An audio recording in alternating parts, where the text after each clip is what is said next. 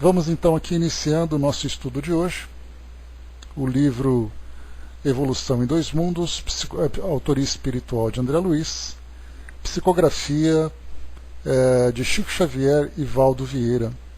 Esse é o nosso primeiro encontro.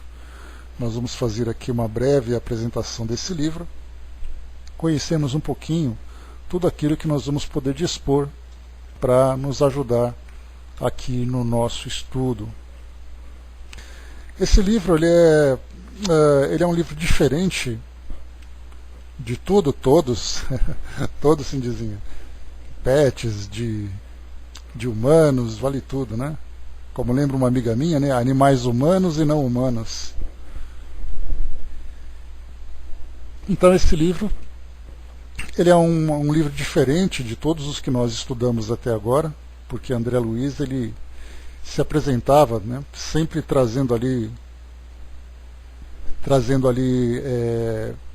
relatos sobre a vida no mundo espiritual.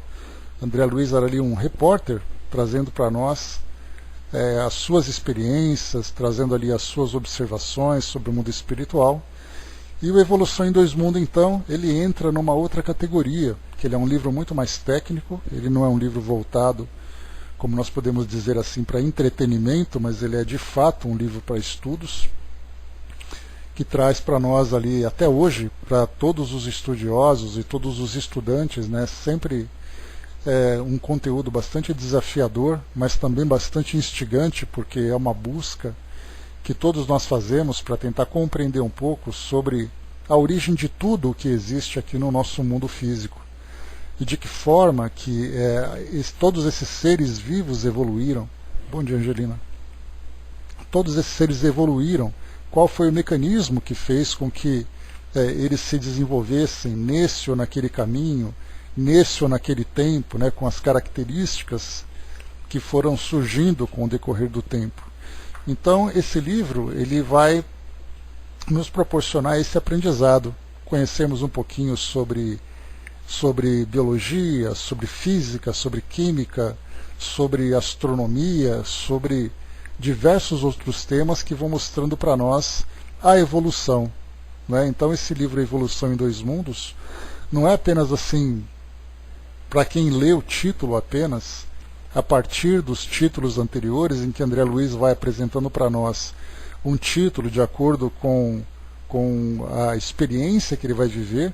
No caso da Evolução em Dois Mundos, ele não trata de uma personagem, de um romance, mas ele é um livro que traz para nós esse conteúdo mais técnico, esse conteúdo mais científico.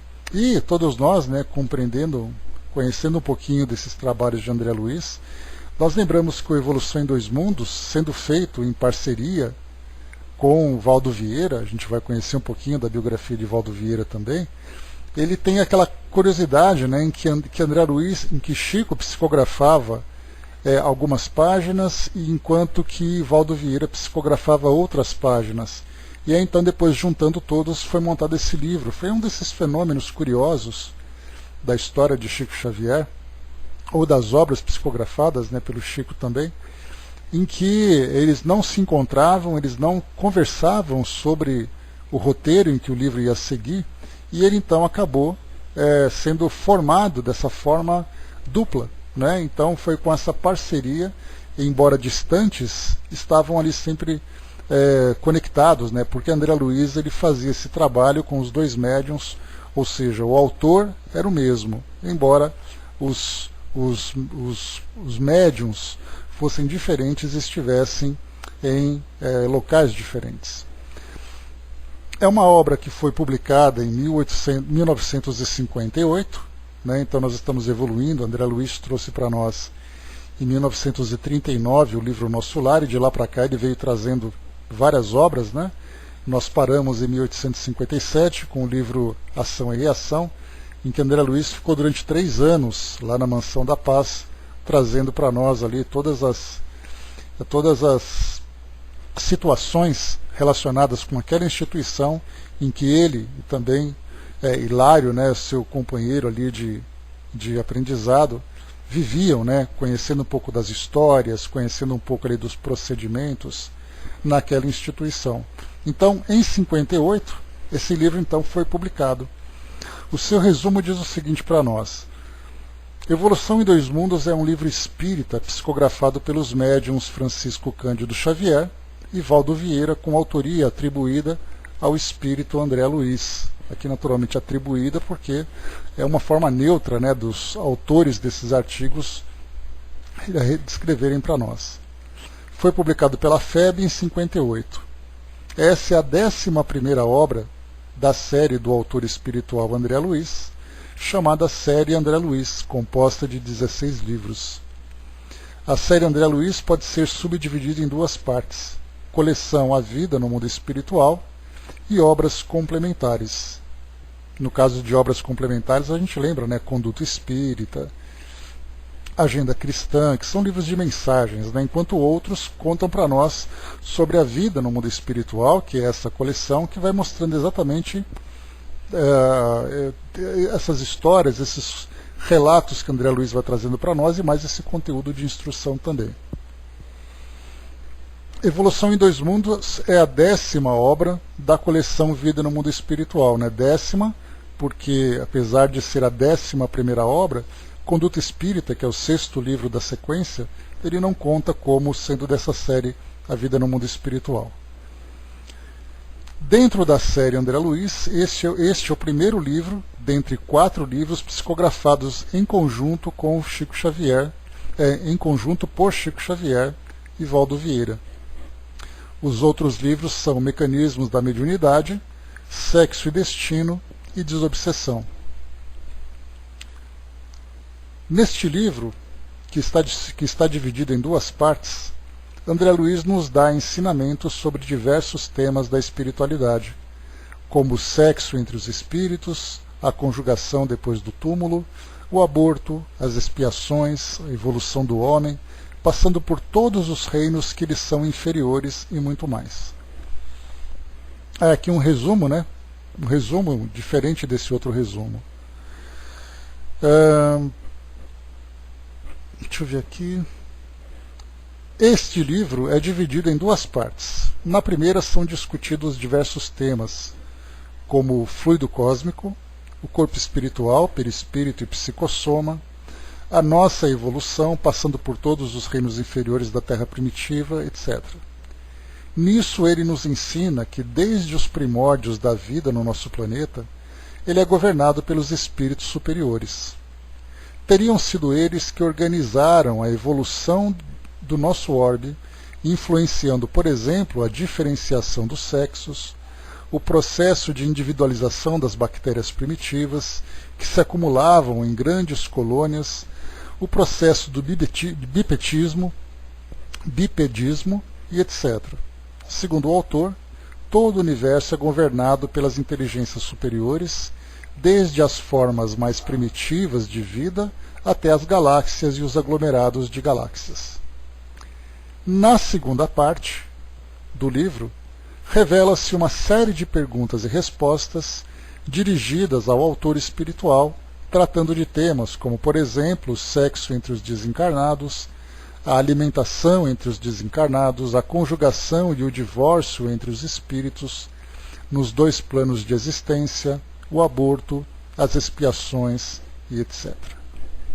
Então, esse aqui vai ser o nosso novo roteiro, né? Então, 2 partes, a primeira parte muito mais técnica, científica, e a segunda parte tratando de temas relacionados com a vida no mundo espiritual.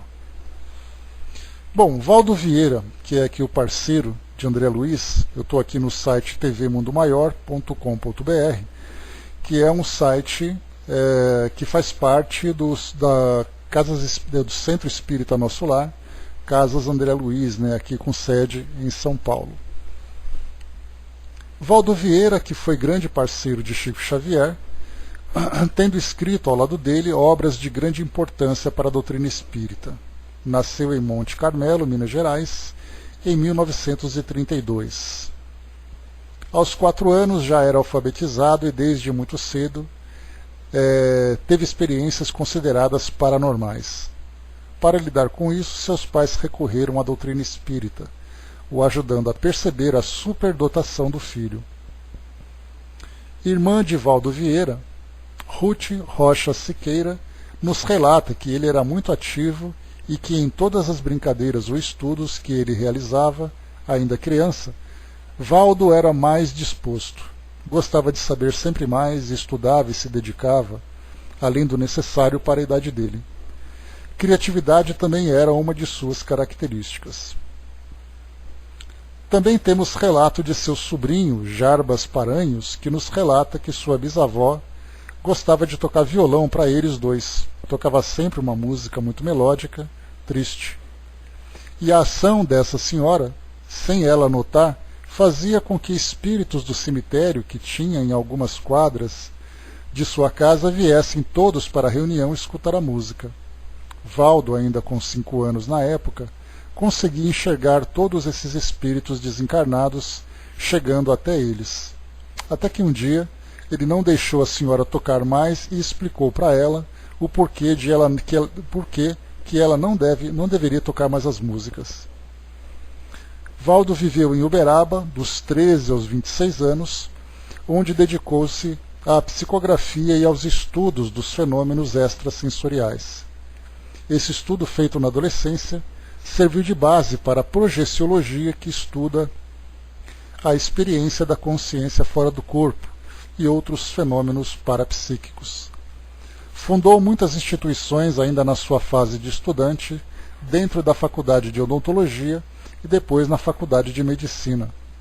Criou uma série de instituições médicas, clínicas e hospitais.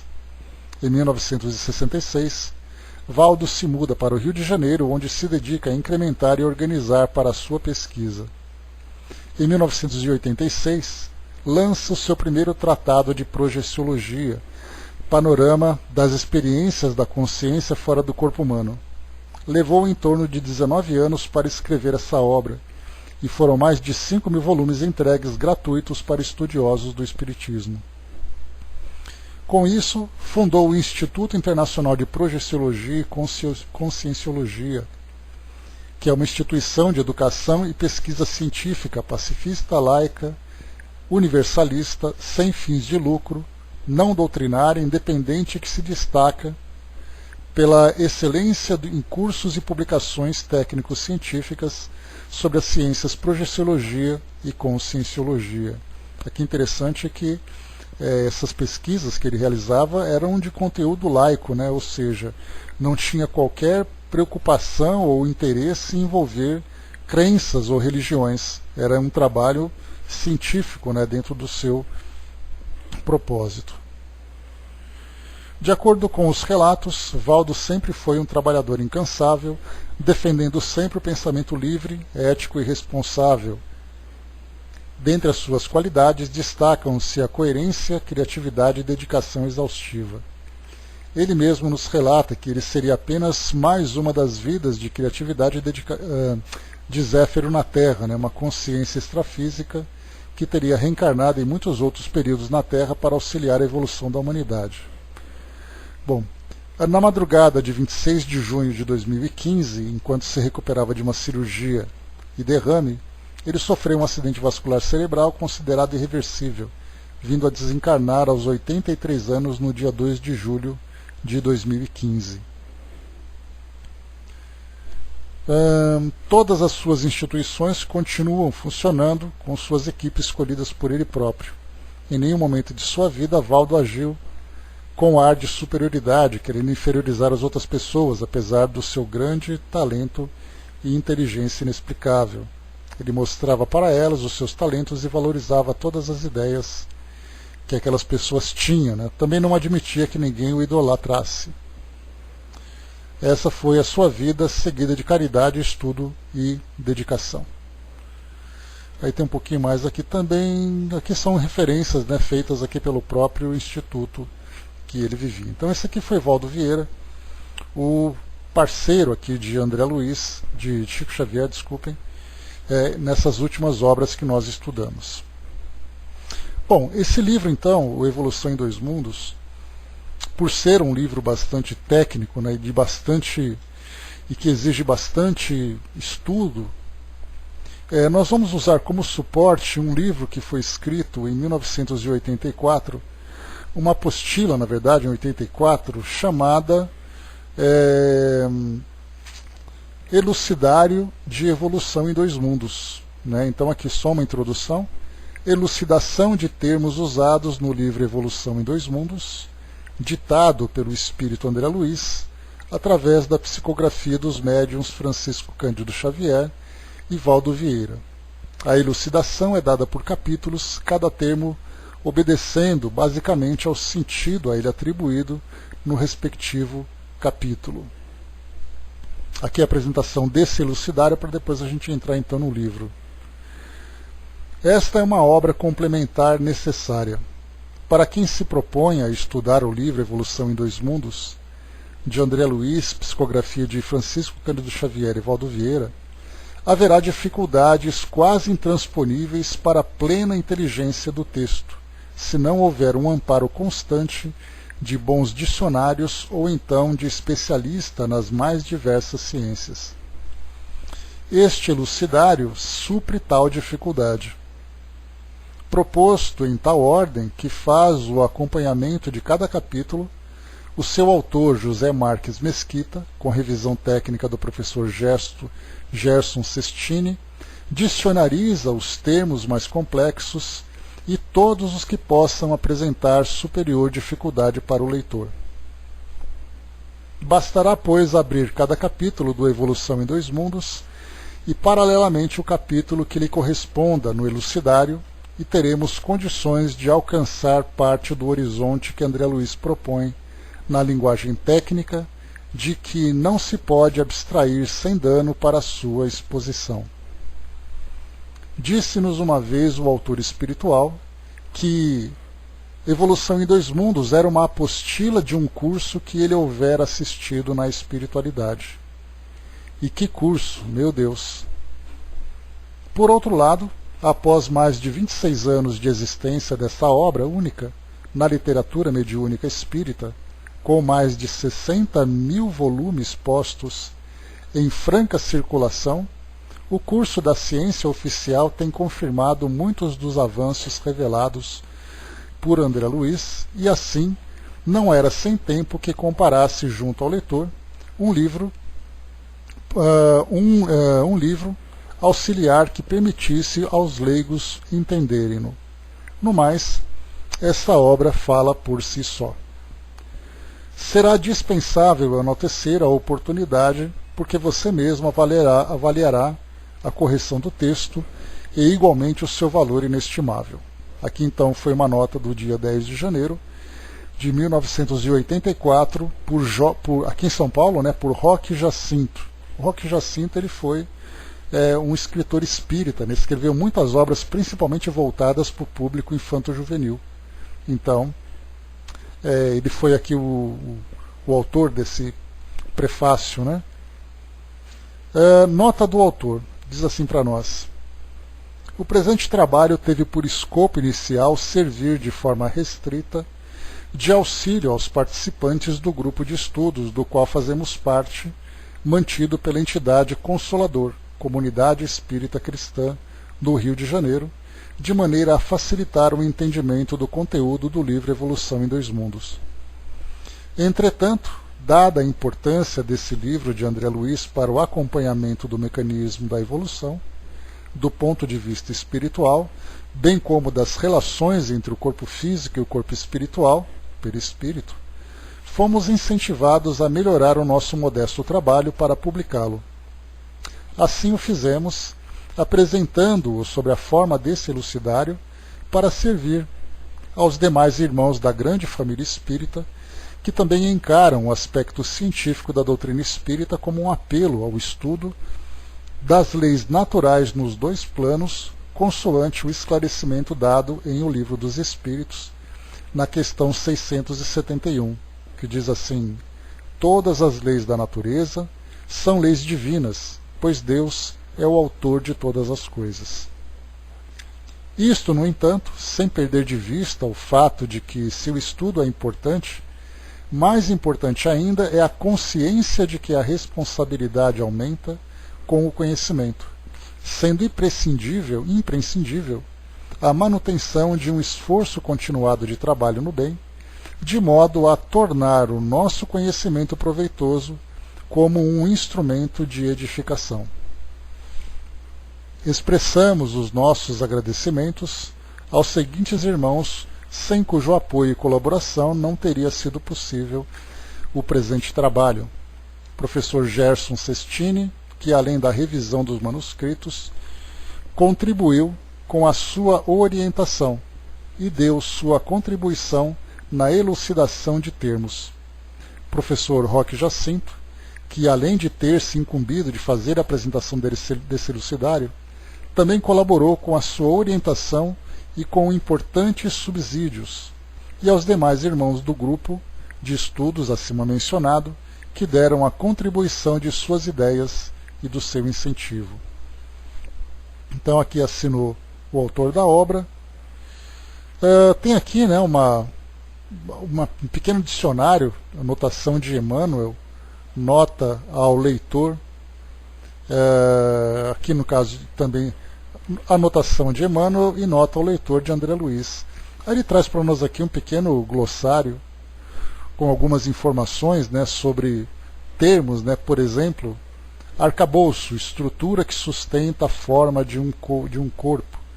Então ele vai fazendo aqui algumas referências na introdução agora de Evolução em Dois Mundos, né? Então a gente vai aqui agora fazer, né, vamos ao livro propriamente dito.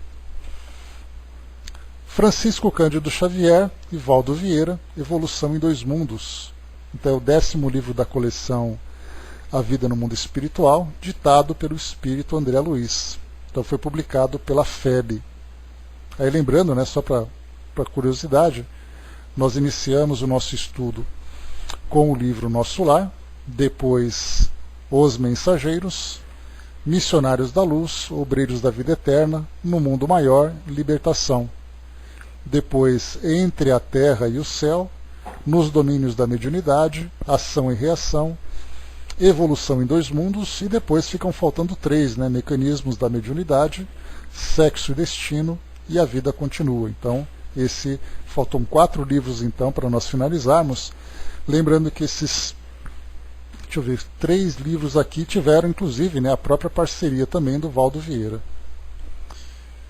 Avançando aqui, o índice, interessante, né, nós temos aqui conceitos de Kardec no início, anotação aqui feita por Emmanuel e depois nota ao leitor. Do livro, na primeira parte nós temos 20 capítulos, né? Lembrando que na verdade, bom dia, olhos, lembrando que não são capítulos corridos, né, como nós estamos acostumados a estudar. Então, na verdade, são psicografias, pequenas psicografias, cartas, na verdade, que foram escritas tanto por Chico Xavier como por Valdo Vieira, com datas de publicação, e depois essas cartas foram juntadas, colocadas na devida ordem, e aí formando para nós aqui então a sequência desse estudo. Na primeira parte nós temos aqui então fluido cósmico, corpo espiritual, evolução e corpo espiritual, automatismo e corpo espiritual, células e corpo espiritual, evolução e sexo, evolução e hereditariedade, depois evolução e metabolismo, evolução e cérebro, palavra e responsabilidade, existência da alma, alma e desencarnação, alma e fluidos, simbiose espiritual, vampirismo espiritual, mecanismos da mente, mecanismo e corpo espiritual, sexo e corpo espiritual, alma e reencarnação, corpo espiritual e religiões. Então isso aqui são os capítulos da primeira parte. Na segunda parte, como a gente lembra, né, que é aquela parte em que foram enviadas perguntas a André Luiz sobre temas relacionados à vida dos espíritos no plano espiritual, então nessa segunda parte nós temos perguntas e respostas.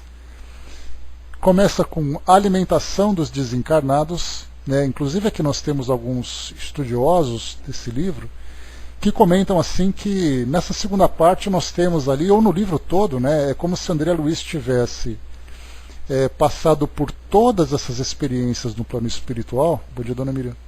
Todas essas experiências no plano espiritual, aprendendo, observando, conhecendo ali novos conceitos e tudo mais, e nesse livro fizesse uma organização para trazer para nós todo o resumo de tudo aquilo que ele aprendeu e que ele estudou. Né? Então, nessa segunda parte em especial, nós veremos aqui que muitas questões que foram apresentadas, elas estão relacionadas com passagens das obras de André Luiz em que ele comentava, como por exemplo, no primeiro capítulo aqui da segunda parte, a alimentação dos desencarnados. Nós lembramos, né, que o próprio André Luiz no começo ele falava, né, sobre a alimentação que ele consumia lá em nosso lar e tudo mais. Depois nós temos aqui linguagem dos desencarnados, corpo espiritual e volitação, linhas morfológicas dos desencarnados, apresentação dos desencarnados, justiça na espiritualidade, vida social dos desencarnados, matrimônio e divórcio, separação entre cônjuges espirituais, olha que curioso, né? Disciplina afetiva, conduta afetiva, diferenciação dos sexos, gestação frustrada, aborto criminoso, passe magnético, determinação de sexo, desencarnação, evolução e destino, predisposições mórbidas, invasão microbiana. Então, esses são os 20 capítulos, né? Então, 20 capítulos na primeira parte e 20 capítulos na segunda parte, né? Então, se na primeira vai trazer para nós aqui sobre a evolução em dois mundos, falando principalmente da condução do desenvolvimento da vida aqui no plano físico, nós olhamos aqui da parte biológica, da parte física e da parte química, mas também será olhado aqui da parte espiritual. Quem são as entidades que conduzem a evolução desses seres, desde os seres microscópicos até o ser humano, né, que se encontra no topo do desenvolvimento biológico aqui no nosso planeta. Quem são esses princípios que evoluíram, de que forma que esses princípios evoluíram. Então, temas bem interessantes, né? E depois na segunda parte nós temos essa parte da vida do mundo espiritual. Para muitos a segunda parte é muito mais interessante porque ela trata daquilo que pode ser muito mais de curiosidade sobre a vida no mundo espiritual do que estudarmos cientificamente todos esses temas, né? Conceitos de Kardec. Então aqui nós temos uma observação que são conceitos indicados pelo próprio André Luiz. Então ele diz assim para nós. Primeiro conceito, no Livro dos Espíritos. A marcha dos espíritos é progressiva, jamais retrógrada. Depois no Livro dos Médiuns. No conhecimento do perispírito está a chave de inúmeros problemas até hoje insolúveis. O Evangelho segundo o Espiritismo. O Espiritismo mostra que a vida terrestre não passa de um elo no harmonioso e magnífico conjunto da obra do Criador. O céu e o inferno. No intervalo das existências humanas, o espírito torna a entrar no mundo espiritual, onde é feliz ou desventurado segundo o bem ou o mal que fez. Depois, em A Gênese, o Espiritismo e a ciência se completam reciprocamente. A ciência sem o Espiritismo se acha na impossibilidade de explicar certos fenômenos só pelas leis da matéria. Ao Espiritismo, sem a ciência, faltariam apoio e comprovação. Então vamos aqui voltar para o primeiro conceito, quando então os espíritos dizem que a marcha dos espíritos é progressiva, jamais retrógrada. Primeiro nós temos dois pontos importantes. Quando se fala sobre marcha progressiva dos espíritos, esse é um tema muito pouco compreendido aqui no nosso mundo. Isso porque nós lembramos que a grande maioria das religiões que existem aqui no nosso planeta, essa maioria traz a ideia de que nós surgimos de uma forma pronta, usando aquele mesmo conceito que nós temos, né, a partir do livro Gênesis, lá do Antigo Testamento, em que Deus criou o homem à sua imagem e semelhança, e a partir dali, então, ele viveu a sua experiência. E nessa vivência, existe apenas uma única oportunidade dele estar aqui no mundo físico. Então ele vem para cá pronto, se desenvolve, desencarna e volta para o mundo espiritual e passa, então, a sua vida ali, né, toda a eternidade, numa posição de contemplação ou numa posição de sofrimento eterno. Então, quando nós entendemos que a marcha dos espíritos é progressiva, aí então jamais retrógrada, né, que isso é outro ponto, isso mostra que aquilo que o Espiritismo traz para nós, mostrando que nós estamos constantemente passando por essa evolução, por esse desenvolvimento, e para que essa evolução aconteça, nós dependemos de mecanismos. Dentre esses mecanismos, nós temos a reencarnação, que traz para nós a oportunidade de vivermos experiências contínuas aqui no mundo material, mas também o espírito evolui no mundo espiritual a partir das experiências e do aprendizado que ele vai adquirindo, né, de todas as situações que vão sendo apresentadas para ele. Então essa vida é progressiva tanto no plano físico como no plano espiritual e jamais retrógrada. E já nessa ideia de retroagir, nós lembramos que existem alguns conceitos que falam que o espírito pode, levando em consideração a lei da reencarnação, que ele pode reencarnar num corpo inferior para que ele possa ali pagar os seus pecados, né? Então, na verdade, não deixa de ser um retrocesso. Então o espírito se encontra em contínuo progresso, embora as experiências que ele vai vivenciar sejam experiências que vão alternando nas suas condições. Ora numa situação socialmente favorável, ora desfavorável, ora numa região que oferece para ele bastante possibilidades, outra com muitas restrições, mas o espírito em si sempre acaba conquistando novos valores e novos aprendizados com essas experiências. Então, o que pode acontecer, dentro da nossa visão, é o espírito ficar estagnado durante um tempo. Mas até mesmo nessa estagnação, ele vai acumulando experiências para que, quando houver o despertar da sua consciência, essas experiências então se transformem em recursos para o seu desenvolvimento. Então vemos que o progresso é contínuo, mesmo que aparentemente o espírito esteja estagnado.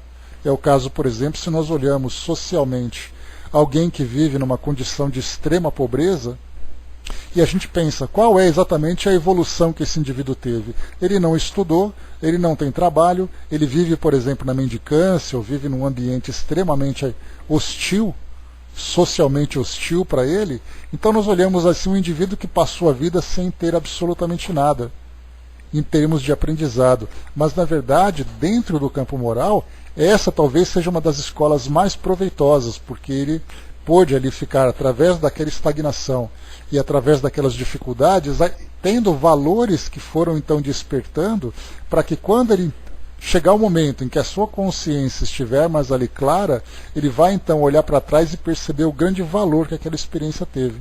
Então, da nossa visão, pode haver uma estagnação. Da visão do plano espiritual, muitas vezes o espírito evolui muito mais se tivesse em condições materialmente favoráveis.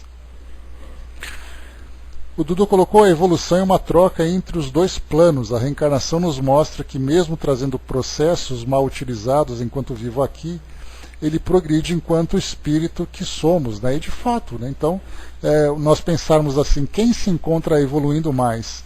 O indivíduo que reencarna na Europa ou o indivíduo que reencarna num ambiente, por exemplo, né, numa região do planeta onde não há qualquer tipo de possibilidade dele se desenvolver, dele estudar, dele trabalhar, ele simplesmente existe naquele local, que não há qualquer tipo de progresso aparente. Mas, na verdade, o espírito se encontra em plena atividade a partir da evolução do desenvolvimento dos seus valores. Então, tanto encarnado como desencarnado, assim como também o próprio espírito, estando desencarnado, como nós vimos no livro Ação e Reação, em volta da Mansão da Paz que nós estudamos, nós temos ali muitos espíritos que ficam naquela condição de sofrimento durante muito tempo. Então nós vamos olhar e pensar, esse espírito não está se desenvolvendo. A dor que aquele espírito vivencia naquela condição é para ele também um estímulo. Então por dentro ele se encontra em pleno desenvolvimento. Embora seja numa condição difícil, mesmo que ele esteja ali numa posição de endurecimento moral. Mas para ele é necessário, porque muitas vezes o espírito precisa ficar parado, aparentemente, numa determinada situação, para que a sua consciência desperte de outro lado. Então cada espírito tem ali uma condição favorável e necessária para que ele possa evoluir. No Livro dos Médiuns é dito para nós aqui então no segundo conceito de Kardec: no conhecimento do perispírito está a chave de inúmeros problemas até hoje insolúveis. Então, tanto dos fenômenos que nós vemos, não fenômenos mediúnicos, nós falamos sobre a transferência de desequilíbrios da mente para o corpo físico, nós falamos sobre o desenvolvimento do espírito no plano espiritual, né, na depuração ou na intoxicação do seu corpo perispiritual. Então hoje nós vamos encontrar aqui, por exemplo, o espírito trazendo moléstias que foram geradas no plano espiritual com esse desequilíbrio, e aqui no plano físico, então, ele acaba somatizando, né, ou psicossomatizando esses desequilíbrios, afetando o seu corpo físico. Então o espírito, na questão do magnetismo, das energias que nós vamos então estudando, falamos sobre as influências dos espíritos, né, através do contato do perispírito entre um espírito e outro. Então, uma série de problemas que hoje acabam sendo insolúveis. Então, o perispírito é um elemento que não tem ainda o reconhecimento e a compreensão da nossa ciência terrena. Mas no momento em que isso acontecer, nós veremos o indivíduo, né? Vemos o indivíduo no seu desenvolvimento e não simplesmente um corpo físico. Porque é assim que, se nós pegarmos, por exemplo, na parte da ciência material, o indivíduo é um ser biológico e não um ser espiritual. Embora nós tenhamos ali, né, aquela visão de que existe pelo menos o ser psíquico. O ser psíquico conectado a um corpo físico, mas não se fala do espírito. Já que o espírito, né, como a gente lembra, infelizmente ele foi classificado como sendo um elemento religioso. E como a ciência não leva em consideração esses conceitos religiosos, ela acaba desprezando o espírito, que na verdade o espírito é o elemento principal.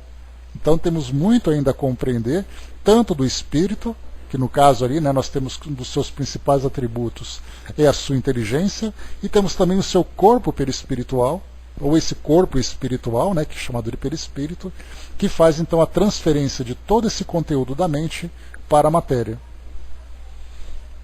No Evangelho segundo o Espiritismo, aqui o nosso terceiro conceito, o Espiritismo mostra que a vida terrestre não passa de um elo harmonioso e magnífico, de um elo no harmonioso e magnífico conjunto da obra do Criador.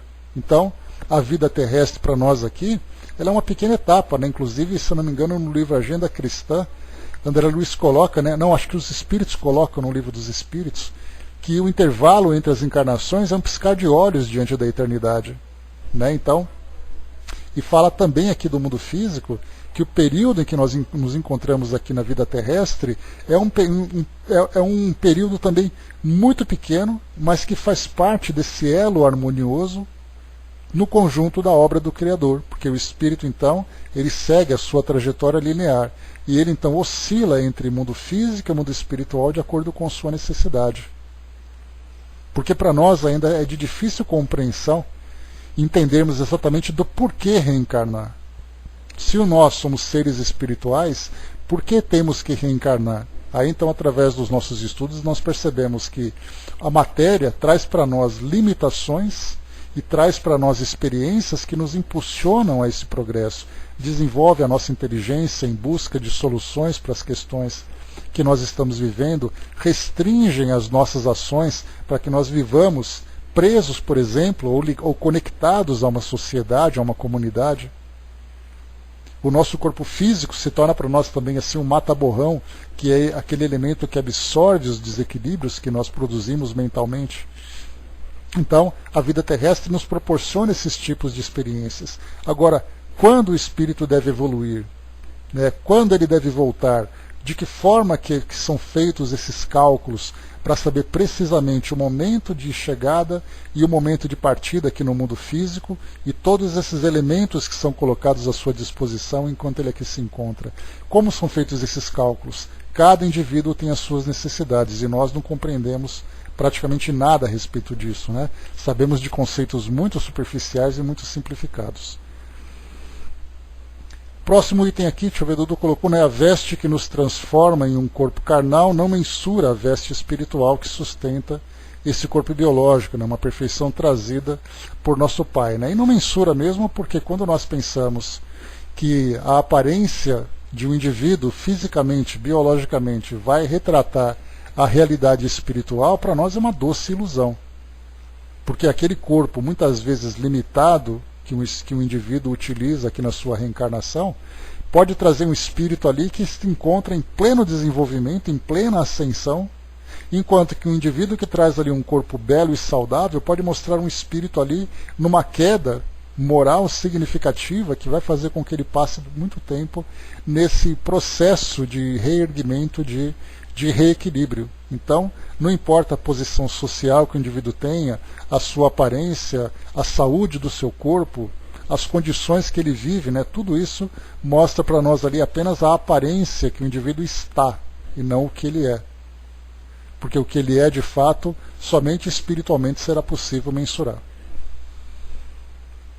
Depois aqui, no livro O Céu e o Inferno, no intervalo das existências humanas, agora a gente fala sobre esse intervalo no mundo espiritual, né? Porque enquanto aqui em cima, no Evangelho, fala sobre a vida terrestre não passa de um elo harmonioso e magnífico no conjunto da obra do Criador, no Céu e o Inferno mostra que no intervalo das existências humanas, o espírito torna a entrar no mundo espiritual, onde é feliz ou desventurado segundo o bem ou o mal que fez.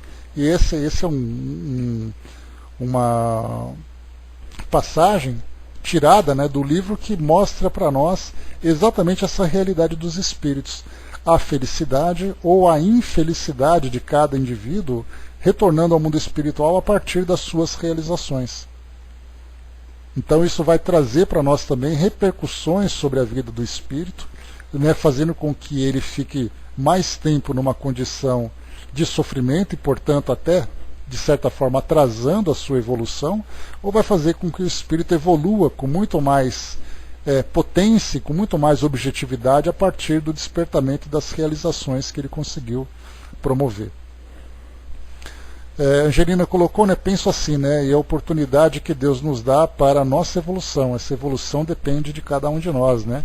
Então nós vamos ver não apenas, né, o processo em si da evolução, mas a partir daquilo que nós já estudamos, e certamente ainda vamos estudar, nós veremos ali todas as possibilidades que o espírito tem, né, de utilizar esses recursos, né, da mente, das emoções, do seu perispírito, para evoluir. De que forma que ele vai utilizar tudo isso? E aqui no final, no livro A Gênese, que é aqui o nosso compêndio, né, de conceitos científicos, né, à luz da doutrina espírita, o espiritismo e a ciência se completam reciprocamente. A ciência sem o espiritismo se acha na impossibilidade de explicar certos fenômenos só pelas leis da matéria, né? Então a gente vê o fenômeno da morte, por exemplo, o fenômeno do nascimento, a própria origem da vida. Se nós olharmos apenas a partir da perspectiva material, nós temos hoje as nossas ciências tentando entender como a vida começou.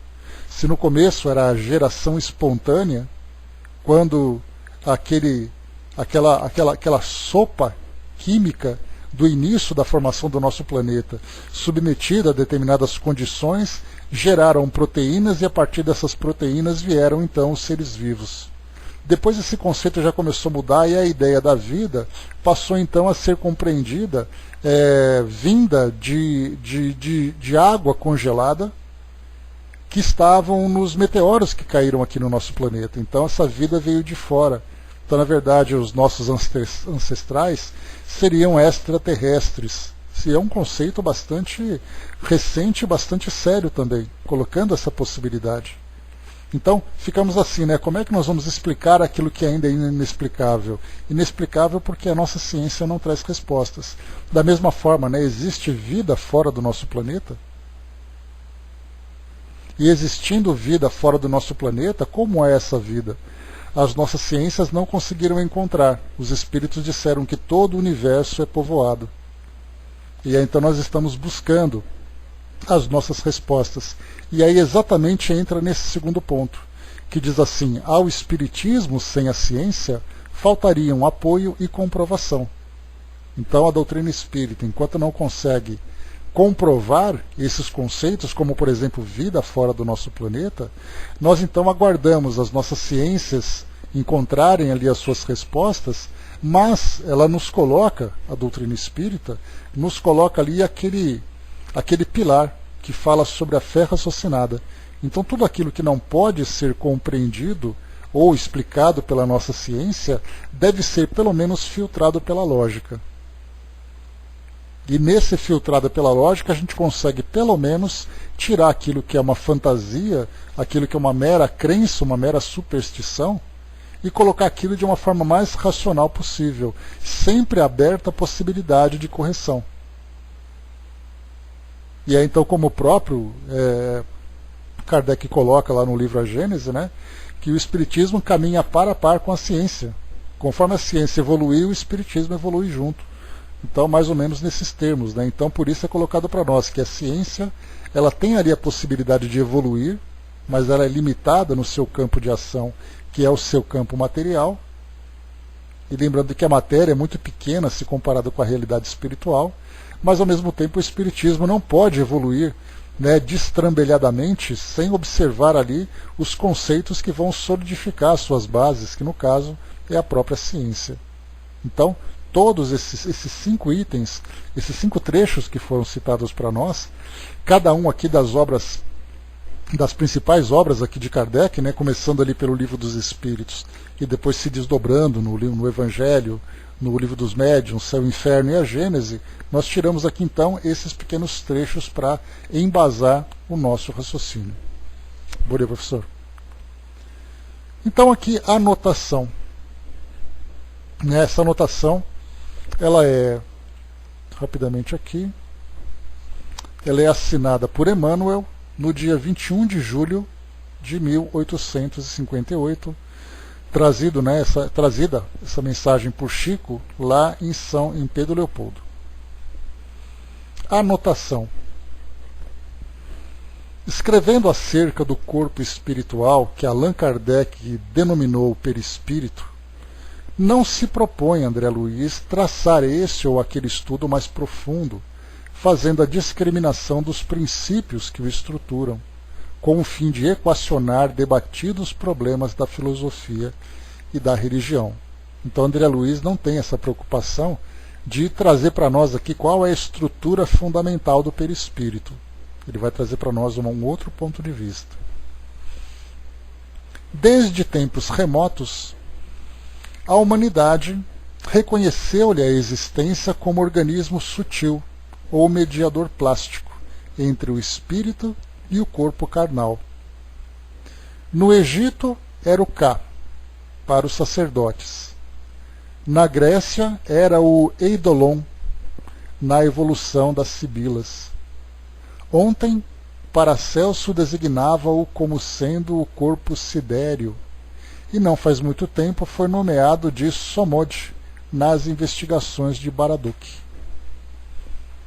André Luiz, porém, busca apenas acordar em nós, outros, a noção da imortalidade, principalmente destacando aos companheiros encarnados qual forma viva da própria criatura humana, presidindo, com a orientação da mente, o dinamismo do casulo celular em que o espírito, viajor da eternidade, se demora por algum tempo na face da Terra, em trabalho evolutivo, quando não seja no duro labor da própria regeneração.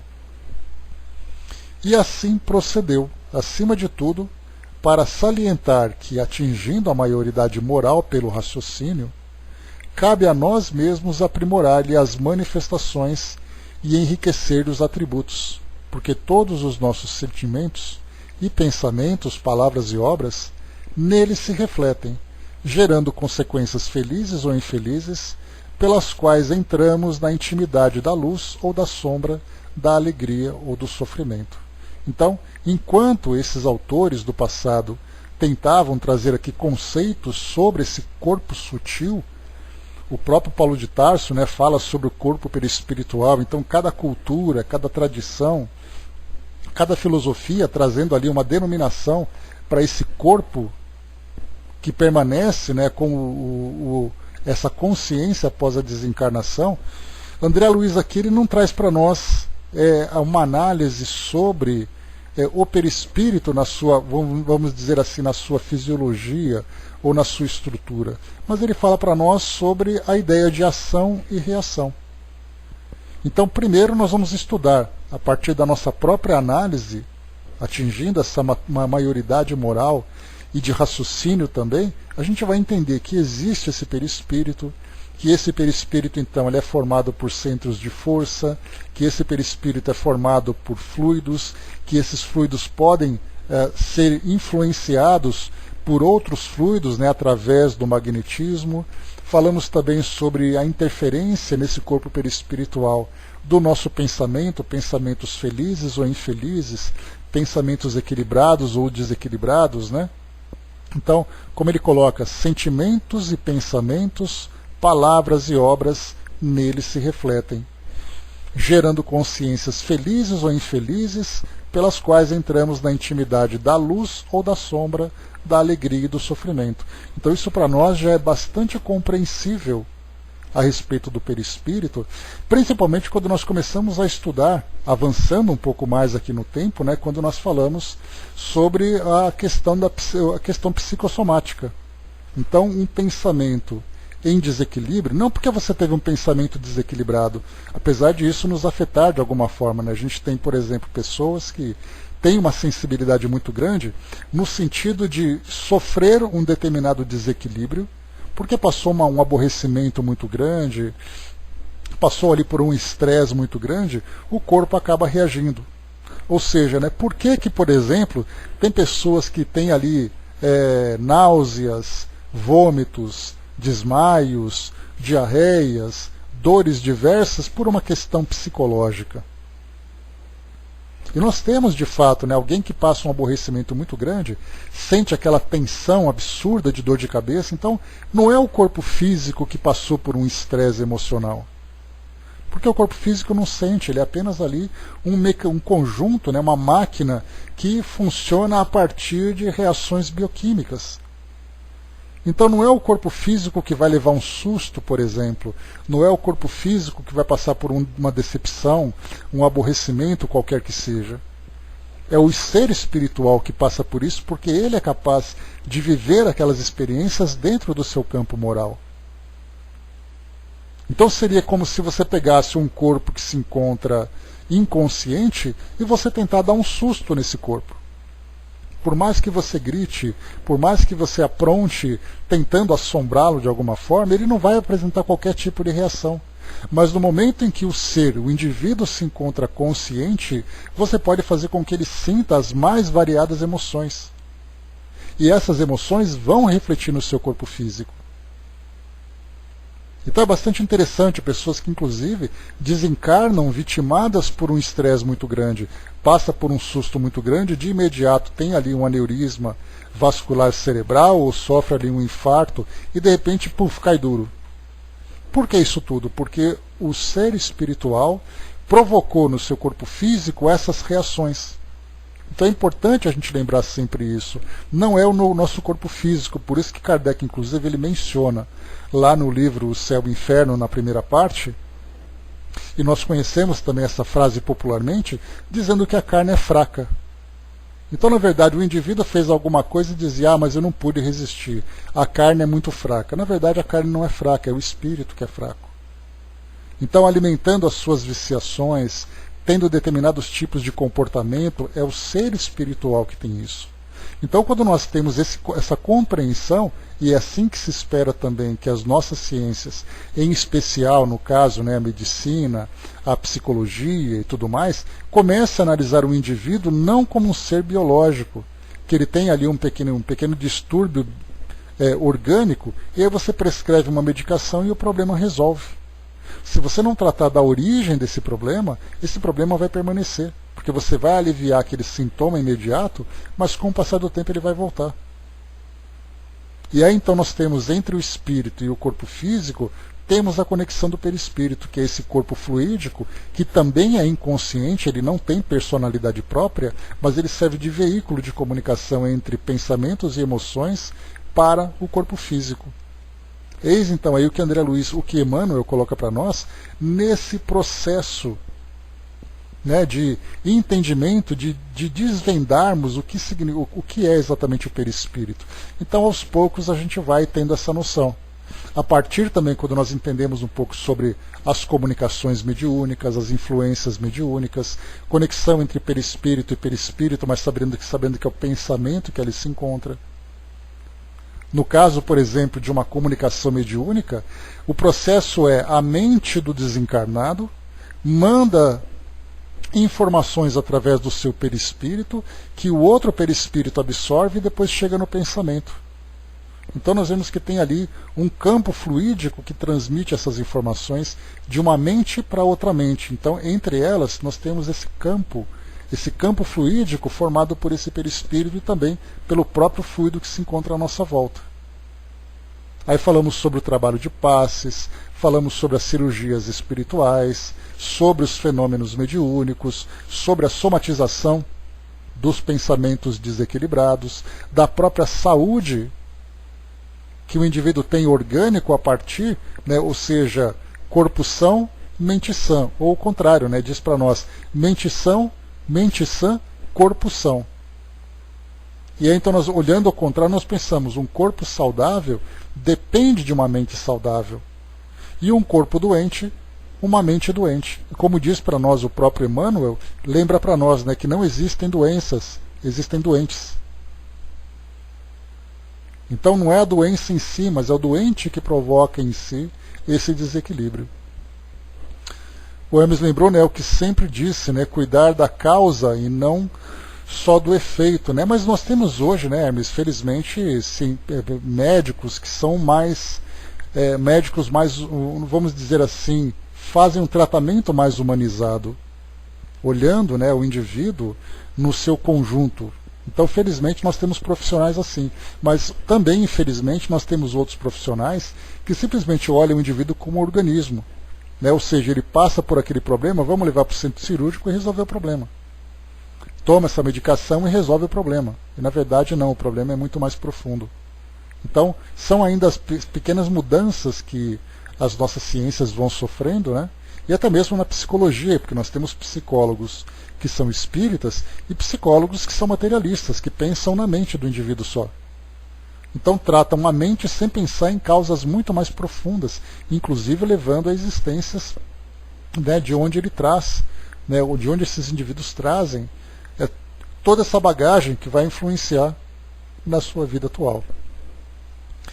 Dudu colocou, já estamos presenciando esses desencarnes por causa da pandemia, né? Sofre uma tensão psicológica extrema, um estresse extremo, trazendo um processo incurável pelo corpo físico, a mente fica doente, né? Então, é que para nós, né, Dudu, a gente não consegue ter essa visão clara a partir daquilo que nós olhamos, né? Porque você vê um indivíduo ficando doente e aí então ele desencarna, mas se nós tivéssemos a possibilidade de olhar do plano espiritual e ver o processo desde a sua origem, o indivíduo ficando com aquela tensão, com aquela preocupação, tendo ali uma queda no seu sistema imunológico, sofrendo o efeito do vírus e depois desencarnando, nós viríamos toda essa cadeia funcionando a partir de estímulos energéticos e fluídicos.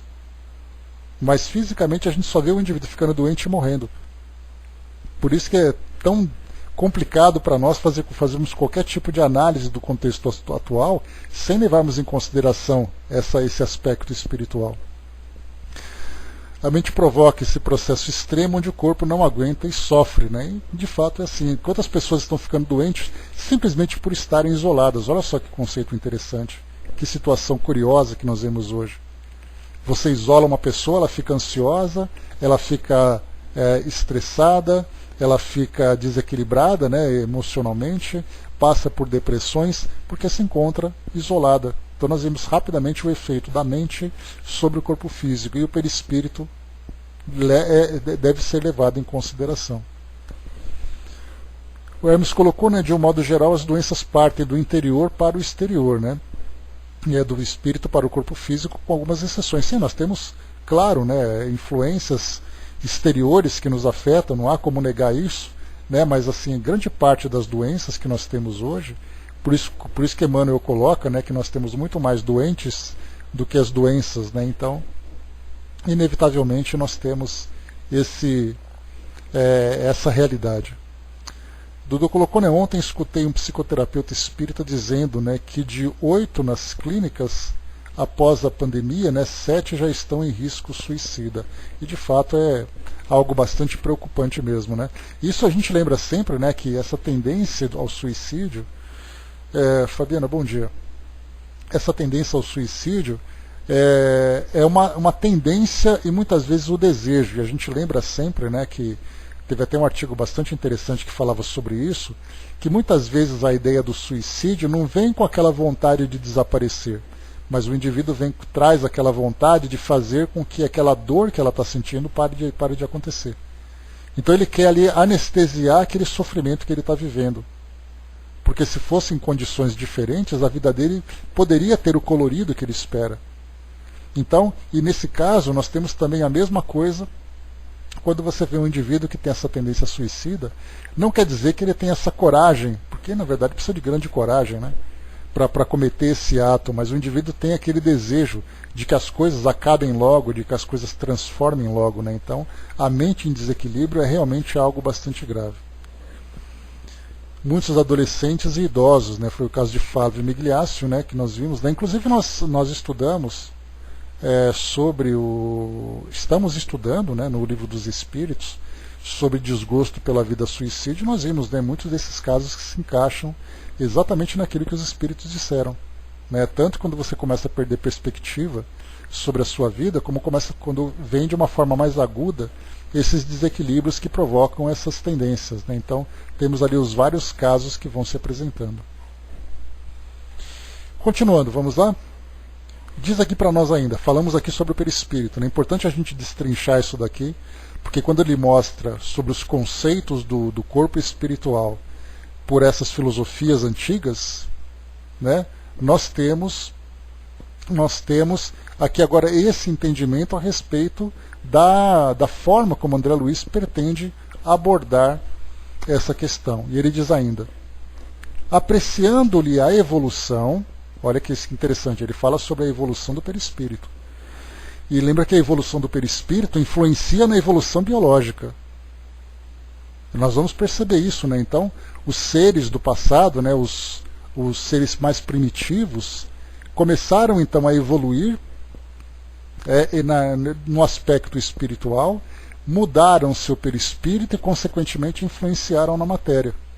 Kardec, inclusive, teve ali uma grande dificuldade ao estudar o livro A Gênese, quando ele falava sobre a evolução do espírito. Então ele dizia que muitas vezes quando não se tinha ainda aquele conhecimento, né, esse é um tema que eu sempre falo para vocês, quando não se tinha aquele conhecimento sobre os hominíneos, né, que eram os seres intermediários entre os animais e os homens. Então, porque tem os hominídeos e os hominíneos, né? Os hominíneos é um conceito novo que fala sobre esses seres que são intermediários, né? Então Kardec não tinha esse conhecimento, porque os fósseis no passado não tinham sido descobertos. Eram casos isolados no século XIX, né? Então foi principalmente no final do século XX, final do século XIX, começo do século XX, onde houve ali uma grande explosão de fósseis que foram descobertos. Então, até então, Kardec não compreendia de que forma que o perispírito, que o espírito, né, evoluía do reino animal para o reino humanoide, para o reino humano. Não humanoide, né, mas humano. Então ele dizia que muitos espíritos humanos reencarnavam em macacos para impulsionar a evolução desses seres para se transformarem em homens no futuro. Sendo que, na verdade, nós vimos ali, né, num processo de milhões de anos, aqueles seres, né, que se tornaram bípedes, se tornaram hábeis, se tornaram inteligentes para depois chegar na condição humana. Então, de todas aquelas categorias que nós fomos estudando, para chegar até no final, né, no Homo sapiens sapiens, que categoria, né, condição que nós estamos hoje, espécie que nós somos hoje, né? Então, mostramos, como é colocado aqui por Emmanuel, a evolução do perispírito influencia na evolução da matéria também. Que isso é importante, né? E mais uma vez, as nossas ciências acham que simplesmente é casual. A própria força da natureza fez com que esses seres evoluíssem, né? Por isso que Kardec coloca, aliás, Emmanuel coloca lá em cima, não, Kardec coloca lá em cima, dizendo que, conhecendo o perispírito, nós encontraríamos a chave para uma série de mistérios não compreendidos. Então, para a gente ver a importância de estudarmos o perispírito. E vamos rápido aqui para a gente evoluir, para a gente avançar. Não, eu não creio. Como lembra, né, o Charles Richer, eu não creio, eu tenho certeza. Né? Então, a ideia da crença... Desculpem. A ideia da crença já passou. A gente acreditava no começo, né? Então... Sempre foi, né? Então, continuando. Apreciando-lhe a evolução, nosso amigo simplesmente esclarece que o homem não está sentenciado ao pó da terra e que da imobilidade do sepulcro se reerguerá para o movimento triunfante, transportando consigo o céu ou o inferno que plasmou em si mesmo. Em suma, espera tão somente encarecer que o espírito responsável, renascendo no arcabouço das células físicas, a gente vai aqui, né, para o dicionário, arcabouço significa estrutura que sustenta a forma de um corpo. Então, renascendo no arcabouço das células físicas, é mergulhado na carne, qual a imagem na câmara escura em fotografia, recolhendo, por seus atos, nessa posição negativa, todos os característicos que lhe expressarão a figura exata no banho de reações químicas efetuado pela morte, de que extrai a soma de experiências para a sua apresentação positiva na realidade maior. Interessante essa comparação, né? De fotografia. Então, aqui nós somos o negativo. No plano espiritual, nós somos a verdadeira fotografia, que é o lado positivo. Então, ao passarmos pelo processo de morte, que representa para nós aqui exatamente todas essas transformações que nós passaremos, né, trazendo para o mundo espiritual, levando para o mundo espiritual todas as conquistas e toda a nossa verdadeira, né, realidade moral, no plano espiritual nós seremos exatamente aquilo que nós somos. O apóstolo Paulo, no versículo 44 do 15º versículo da sua primeira epístola aos Coríntios, asseverou convincente: semeia-se corpo animal, ressuscitará corpo espiritual. Se há corpo animal, também há corpo espiritual. Falei para vocês dos conceitos antigos, né? Nessa preciosa síntese, encontramos no verbo semear a ideia da evolução filogenética do ser e, dentro dela, o corpo físico e o corpo espiritual como veículos da mente em sua peregrinação ascensional para Deus. Vamos rapidamente aqui, só um instantinho. Aqui então, só pegar aqui o filogenético. Lembrando que eu estou usando aqui, para vocês que chegaram no final, nós estamos com o livro Evolução em Dois Mundos, e eu estou aqui também com o Elucidário do Evolução em Dois Mundos, que é um livro paralelo que foi escrito, trazendo aqui todos os vocábulos que são utilizados, separados por capítulos e tudo mais, né? Então ele coloca, né, filogenético, referente à filogênese, que é o estudo das relações de descendência biológica dos organismos e da evolução de uma espécie ou grupo biológico a partir de formas primitivas de origem. Que ele coloca aqui em cima então, né? Evolução filogenética do ser. Então esse semear significa o espírito, então, através das escolhas, através das causas que ele provoca, ele vai sofrendo os próprios efeitos, fazendo com que ele vá então evoluindo, né? E aqui também, aproveitando, né, que já está na mão, quando ele fala em epístola, que foi colocado lá em cima, epístola de Paulo, ela é uma carta. Cada uma das cartas dos apóstolos às comunidades cristãs primitivas. E aqui Corinto, né, para a gente não falar dos coríntios apenas. Então, Coríntio, habitante de Corinto, cidade localizada junto ao Golfo de Corinto, que separa a Grécia Central do Peloponeso, sendo esta uma península montanhosa e agreste no sul da Grécia, unida ao continente pelo istmo de Corinto. É muito curioso esse livro, por esse glossário, porque a gente está tão acostumado, né? Ah, Paulo mandou uma epístola aos Coríntios. E a gente se acostuma tanto a ouvir isso, mas é muito comum a gente não entender o que ele está querendo dizer, né? E agora a gente consegue compreender. Quem são os coríntios? Vocês já ouviram falar nos corintianos? Pois é, são os descendentes dos coríntios, somos nós, né? De brincadeira, mas lembrando que os coríntios, né, o Corinthians, lembra alguma coisa relacionada com os coríntios, né? Os ingleses de alguma forma criaram essa expressão a partir dessa origem, né? Por incrível que pareça. Então, muito bem, para finalizarmos, ele diz assim: é para semelhante verdade que André Luiz nos convida à atenção, a fim de que por nossa conduta reta de hoje possamos encontrar a felicidade pura e sublime ao sol de amanhã. Então aqui Emmanuel, em Pedro Leopoldo, no dia 21 de julho de 1958. No nosso próximo encontro, nós teremos aqui uma nota ao leitor, trazendo aqui por André Luiz, que são 3 páginas, então nós vamos ler com calma também essas 3 páginas, que elas foram escritas no dia 23 de julho de 58, em Uberaba. Então aqui é nota de André Luiz. Depois nós temos então a primeira parte, e aí nós vamos desenvolvendo aqui aos poucos, né? Esse vai ser um livro, meus amigos, que nós vamos estudar, que vai exigir de nós bastante cuidado e bastante paciência, para que a gente possa destrinchar de fato cada um dos termos que são apresentados aqui, né? Eu tenho uma referência bastante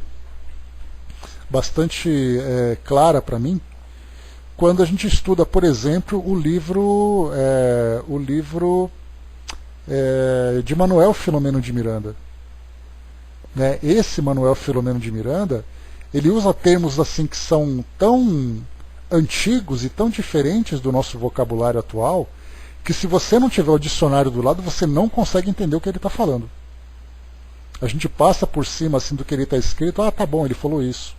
Mas no fundo a gente não entende, né? Eu sempre brinco que eu detesto quando rabisquem meus livros. Os meus livros são limpos, os meus livros não tem folhas amassadas, ficam todos caprichosos e tal, né? E quando eu empresto um livro para alguém que dobra, minha mãe faz muito isso, ela pega meus livros, em vez dela usar um marcador de livros, ela dobra a orelha da página. Isso aí me deixa assim com urticária, né? Mas vamos lá. Mas enfim, meus livros então eu não gosto de rabiscar, mas teve uma vez que eu fui estudar esse livro, que eu tive que anotar tudo. Você tinha que passar marca-texto, colocar flechinha do lado, escrever do lado o significado das coisas, porque senão você não entende. Não, Marion, você não tem noção. Para mim assim, é quase que uma coisa assim, eu não tenho vontade de pegar mais no livro, para você ter uma ideia. Quando eu pego um livro meu, que ele está manchado, quando ele está sujo ou dobrado, que você vê aquele vinco na orelhinha assim da página, aquela página tão bonitinha, para mim é coisa de obsessor isso daí, viu? Não é possível. O Flávio colocou, né? É só lembrar cálculo 1, cálculo 2, cálculo 3, cálculo integral. Pois é. Mas por aí vai, viu, Flávio? Não é muito longe, não. Tem um sobre passes que está muito rabiscado e amarrotado de tanto pesquisar. Não, Hermes, mas tem material que é inevitável você fazer anotações. É necessário, né? Mas assim, para os meus livros pessoais, não dá. Eu emprestei para um amigo uma vez um livro didático, né, um livro de química, limpinho, caprichado e tal, né, ele levou para dar aula durante umas semanas e me trouxe de volta. Sabe aqueles professores que dobram o livro assim com a página para trás e depois quando você pega está tudo solto assim no meio as páginas? Ele me entregou o livro desse jeito. Eu dei aquele sorriso amarelo de espírita para ele assim, mas eu tinha vontade de jogar o livro nele. Mas tudo bem. Vamos lá. É isso, meus amigos. Voltando aqui para o nosso assunto sério. Então, esse vai ser, nós vamos usar então esse nosso elucidário, com essas anotações que são importantes, para acompanharmos aqui o significado de todos esses termos que são importantes para a gente poder